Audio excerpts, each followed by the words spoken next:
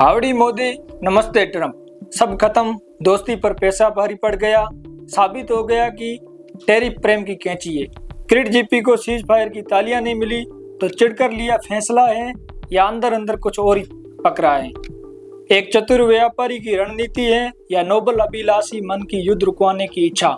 Trump जो कर रहा है, जैसे कर रहा है, वो क्यों कर रहा है? ट्रंप के न्यूट्रिशन के बीच हम राष्ट्र के तौर पर हम अपने हित को कैसे सुरक्षित रखेंगे?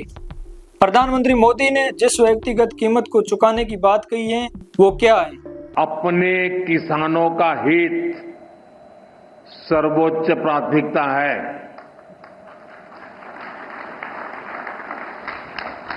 भारत अपने किसानों के, पशुपालकों के और मछुआरे भाई बहनों के हितों के साथ कभी भी समझौता नहीं करेगा।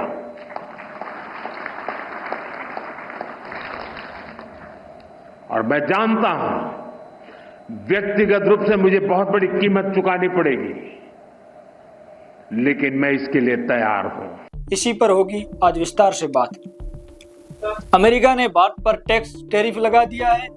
इसका सीधा असर ये होगा, किसानों की फसल अब अमेरिका में और महंगी बिकेगी। छोटे व्यापारी और उद्योगपति बाजार से बाहर हो सकते हैं। आईटी और एक्सपोर्ट भारी व्यापार को बड़ा झटका लगेगा। लाखों नौकरियों पर खतरा मंडराएगा।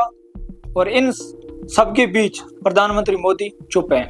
राहत इंदौरी की एक लाइन याद आती है, लगेगी आग तो आएंगे कई घर जद में, यहाँ पे सिर्फ हमारा मकान थोड़ी है।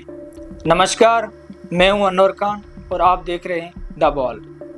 आज का बड़ा सवाल, जब भारत पर इतना टैक्स का वार हुआ तो प्रधानमंत्री मोदी चुप क्यों हैं? इसी बीच हम आपको एक उदाहरण दें चीन का। तो अमेरिका ने जब चीन पर टैक्स लगाया था तो चीन ने साफ कह दिया, हम अपने नियम खुद बनाएंगे, किसी के दबाव में नहीं झुकेंगे। नतीजा ये हुआ कि अमेरिका को आखिरकार बातचीत करनी पड़ी। चीन ने अपने किसानों और कारोबारियों का हित बचा लिया, लेकिन भारत, मोदी सरकार की खामोशी ने हमें कमजोर बना दिया। और इंदिरा गांधी का उदाहरण हम आपको दें तो 1971 का वक्त याद कीजिए, जब भारत और पाकिस्तान के बीच जंग की स्थिति थी। अमेरिका ने पाकिस्तान का खुला साथ दिया और अपना बड़ा युद्धपोत USS एंटरप्राइजेस बंगाल की खाड़ी में भेज दिया। ये भारत पर सीधा दबाव था, लेकिन इंदिरा गांधी झुकी नहीं। उन्होंने रूस से समझौता किया, अमेरिका को साफ संदेश दिया, भारत किसी के दबाव में नहीं आएगा। नतीजा, भारत ने युद्ध जीता, बांग्लादेश बना और पूरी दुनिया ने भारत की ताकत देखी। आपको मनमोहन सिंह जी का उदाहरण दें तो 2008 में जब भारत और अमेरिका के बीच न्यूक्लियर परमाणु ऊर्जा समझौता हो रहा था, तब भी अमेरिका चाहता था कि भारत उसकी शर्तें माने, लेकिन मनमोहन सिंह अड़ गए। उन्होंने संसद में कहा, भारत की स्वतंत्रता और देश का हित सबसे ऊपर है। उन्होंने सरकार तक का खतरा उठाया, लेकिन देश का फायदा किया। नतीजा, भारत को परमाणु तकनीक भी मिली और इज्जत भी बची। मोदी जी की चुप्पी। अब 2025 में हालत ये है, अमेरिका टैक्स लगाता है, किसान, व्यापारी और नौजवान सब परेशान हैं, लेकिन मोदी जी चुप हैं। क्यों?